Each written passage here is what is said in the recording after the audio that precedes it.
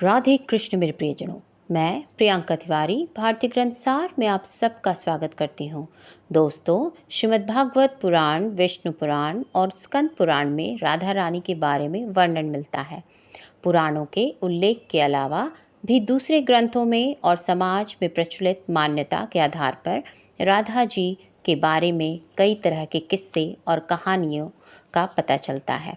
आज हम इस वीडियो में राधा जी के जीवन से संबंधित कुछ तथ्यों के बारे में जानेंगे।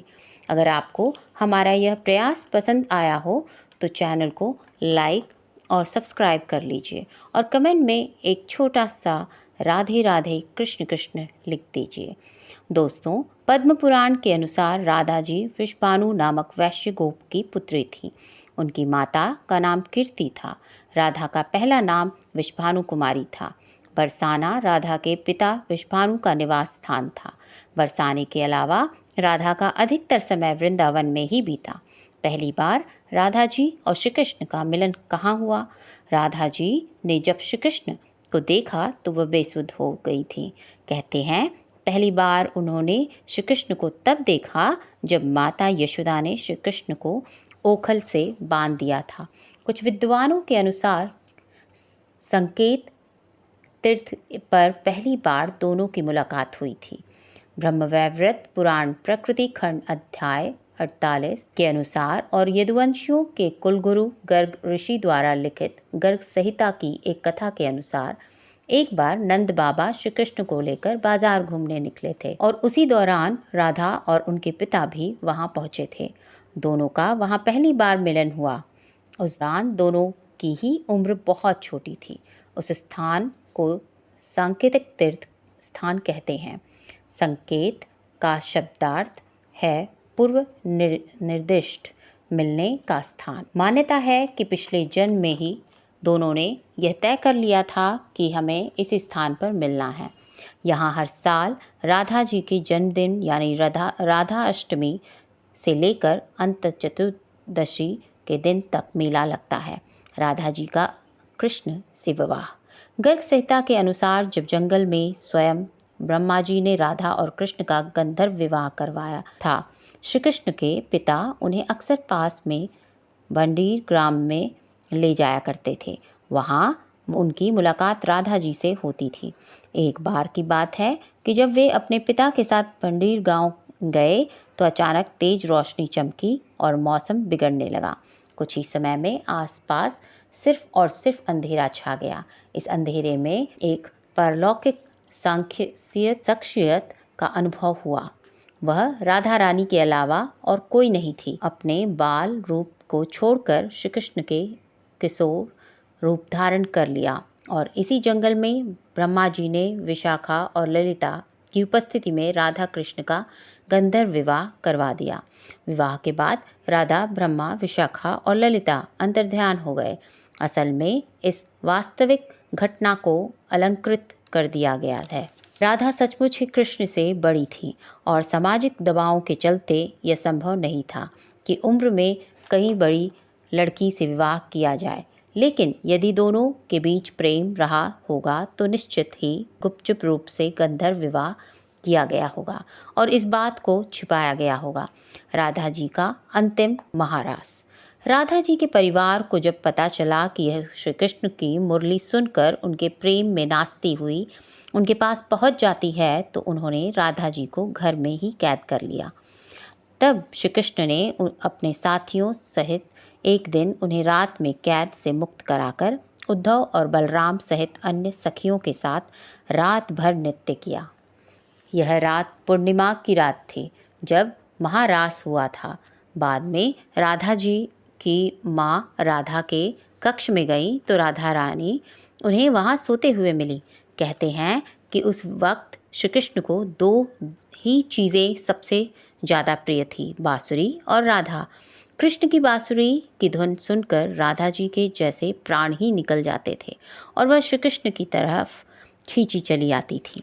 श्री कृष्ण ने की राधा जी से विवाह की जिद। श्री कृष्ण और राधा जी में बहुत ही गहरा प्रेम हो चला था। ऐसे में श्री कृष्ण ने अपनी माँ यशोदा से कहा कि मैं राधा से विवाह करना चाहता हूँ। यह सुनकर यशोदा मैया ने कहा कि राधा तुम्हारे लिए ठीक लड़की नहीं है।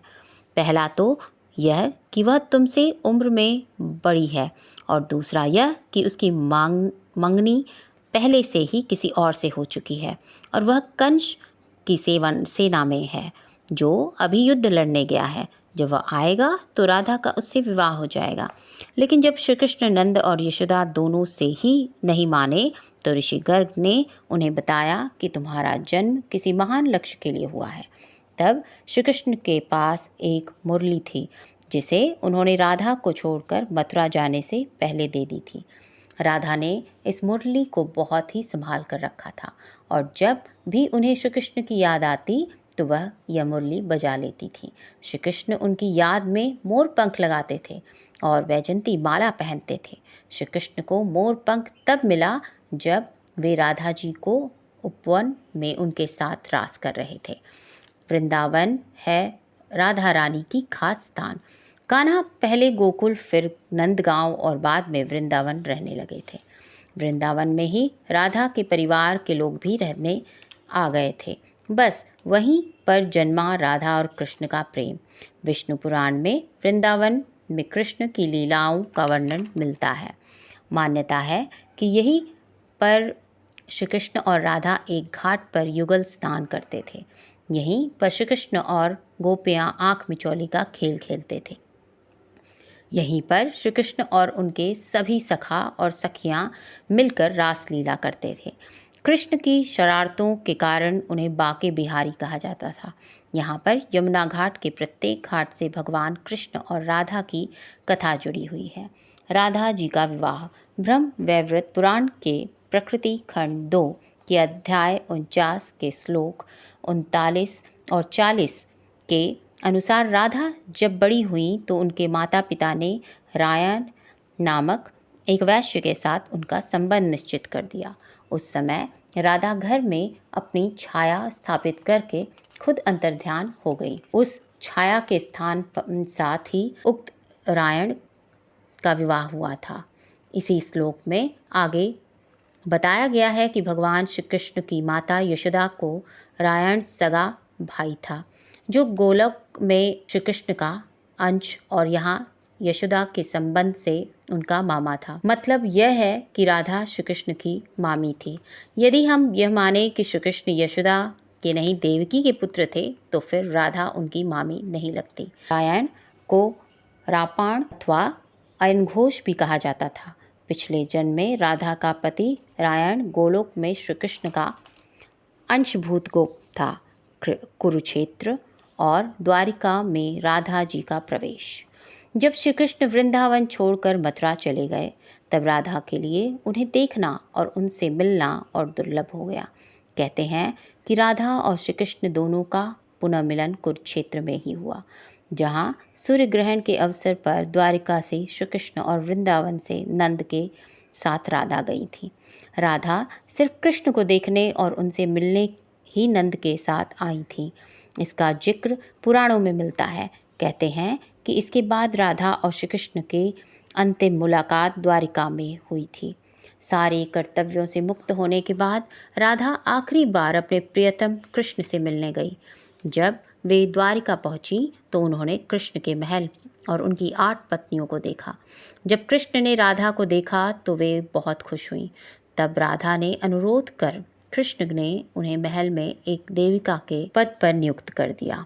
कहते हैं कि वहीं पर राधा महल से जुड़े कार्यों को देखती थी और मौका मिलते ही कृष्ण के दर्शन कर लेती थी। एक दिन उदास होकर राधा ने महल से दूर जाने का तय किया। कहते हैं कि श्री राधा एक जंगल के गांव में रहने लगी थी।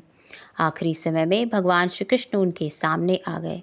भगवान श्री कृष्ण ने राधा से कहा कि वे उनसे कुछ मांग लें, लेकिन राधा ने मना कर दिया। कृष्ण ने दोबारा अनुरोध करने पर राधा ने कहा कि वे आखिरी बार उन्हें बांसुरी बजाते देखना और सुनना चाहती हैं।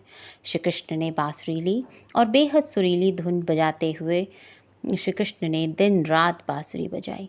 बांसुरी की धुन सुनते सुनते एक दिन राधा ने अपने शरीर को त्याग दिया। इसी के साथ राधा और कृष्ण की प्रेम कथा हमेशा हमेशा के लिए अमर हो गई। जय श्री राधे कृष्ण।